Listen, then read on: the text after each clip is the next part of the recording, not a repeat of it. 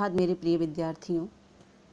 आप सभी स्वस्थ रहें, निरोगी रहें, इसी मंगल कामना के साथ मैं अपनी कक्षा का प्रारंभ करती हूँ।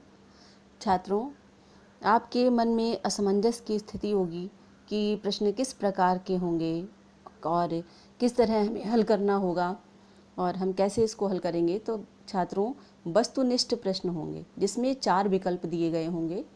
उन 4 विकल्पों में से आपको एक सही विकल्प का चयन करना है और आंसर देना है, उत्तर उसका लिखना है। जिस प्रकार यहाँ पर वीडियो में देखिए, यहाँ पर दिया हुआ है किस महीने में गधा एक आध बार मस्ती करता दिखाई देता है। 4 ऑप्शन दिए हुए हैं, उनमें आपको जो उचित है वो आपको चूज़ करना है। गुणों की पराकाष्ठा का क्या अर्थ है? गुणों का विशालकाय रूप, गुणों का सागर, गुणों का ना होना, गुणों की चरम सीमा। जो भी इसमें सही है उसका आप चयन करेंगे और अपना उत्तर देंगे। झूरी ने दोनों बैलों को कहाँ भेज दिया? दादी घर, नानी घर, ससुराल, बुआ के घर। इसमें जो भी आपको उचित ऑप्शन लगेगा, विकल्प लगेगा, उसको आप चयन करेंगे और लिखेंगे। ईश्वर ने बैलों को क्या नहीं दिया? मकान, बाड़ी, पैसा, इनमें से कोई नहीं। तो बैलों को क्या चाहिए? पैसा चाहिए नहीं, इनमें से कोई भी नहीं, है ना। मकान भी नहीं चाहिए, बैलों को तो कहीं भी बांध सकते हैं, हम बाहर भी बांध देते हैं, ग्राउंड में भी बांध देते हैं। तो क्या नहीं, बैलों को क्या नहीं दिया ईश्वर ने? वाणी। जैसे हम मनुष्य लोग बोल सकते हैं, वैसे ही पशु जो है वो अपनी भाषा में बात कर सकते हैं, ना कि हमारी भाषा में। अब देखिए, हीरा मोती आपस में सींग मिलाकर क्यों उलझते थे? जलन के कारण, मारने के लिए, प्रेम बस, इनमें से कोई नहीं।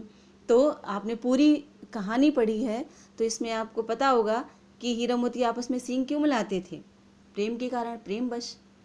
तो इसी तरीके से आपको 4 विकल्प मिलेंगे और 4 विकल्पों में से जो सही विकल्प होगा उसका आपको चयन करना है। घबराना बिल्कुल नहीं है, अच्छे से उस विकल्प का चयन कीजिए और अपना उत्तर दीजिए। और समय का ध्यान रखिए और अपनी तिथि भी ध्यान में रखिए कि किस तिथि को हमारा पेपर है। डेट शीट आपको मिल चुकी है, आप उसको गहनता से देख लीजिए। अब देखिए, ललधद्ध के भी इसी प्रकार से प्रश्न होंगे कि वे किस प्रकार की कवित्री हैं, गुजराती, मराठी, बंगाली, बिहारी। तो आपने पढ़ा है ललधद्ध चैप्टर, किस प्रकार की कवित्री हैं, आप उनके विषय में पढ़ेंगे, है ना, कि वो किस तरीके की हैं। कश्मीरी कवित्री है ना, उन्होंने कौन सा चैप्टर लिखा? तुलसीदास, बाख, दोहा, कविता। तो क्या लिखा उन्होंने? बाख लिखा। इस प्रकार के प्रश्न होंगे। अब उपसर्ग और प्रत्यय में देखिए, आपको लग रहा होगा, स्पष्टता लग रही होगी कि किस प्रकार उपसर्ग आएंगी, किस प्रकार प्रत्यय आएंगी और कैसे हल करेंगे। तो कोई शब्द दिया गया होगा, उसके भी 4 विकल्प होंगे कि इसमें कौन सी प्रत्यय है, प्रत्यय छाटिए। जैसे यहाँ पर दिया है भूखा, तो भूखा में कौन सी प्रत्यय है? आ, त्वा, लेप। ठीक है, तो इनमें से कौन सी प्रत्यय है? आ। उपजाऊ, आऊ, आवट और ई, 4 प्रकार के ऑप्शन दिए गए होंगे विकल्प। जो आपको सही लगता है उसका आप चयन कीजिए। इसी प्रकार की उपसर्ग का भी होगा कि उपसर्ग का शब्द दिया गया होगा कि सहृदय, सहृदय में कौन सी उपसर्ग है और कौन सा मूल शब्द है।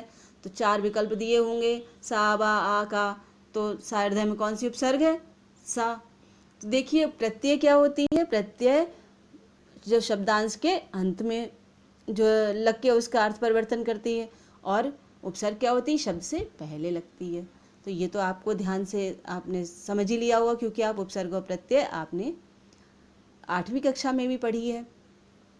ध्यान से सारे जो आपके 3 पाठ लिए गए हैं, 3 अध्याय, 3 में 2 तो आपके एक गद्य से है, एक काव्य से है, और एक ये है उपसर्ग और प्रत्यय जो कि व्याकरण से है। आप इनका गहनता से अध्ययन कर लीजिए, कोई भी परेशानी आपको नहीं आएगी।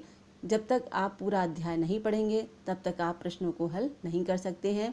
मेरे प्रिय विद्यार्थियों, आप अपनी बुद्धिमत्ता से प्रश्नों के उत्तर दीजिए, बहुत ध्यान से पढ़िए। आपने कहानी पढ़ रखी है 2 बैलों की कथा और ललधद्ध के प्रश्नोत्तर देखिए जो आपको लिखवाए गए हैं, उसको भी ध्यान से पढ़िए कि इसमें क्या क्या है, इस पाठ के अंतर्गत क्या क्या दिया हुआ है। तब आप उनके उत्तर दे सकती हैं। उपसर्ग और प्रत्यय, ये आपको मालूम होना चाहिए कि प्रत्यय शब्द के अंत में लगता है और उपसर्ग शब्द के पहले लगता है। तो आपको इसमें कोई कठिनाई नहीं आएगी। अच्छे से अपना एग्ज़ाम दीजिए। आज के लिए छात्रों इतना ही। धन्यवाद।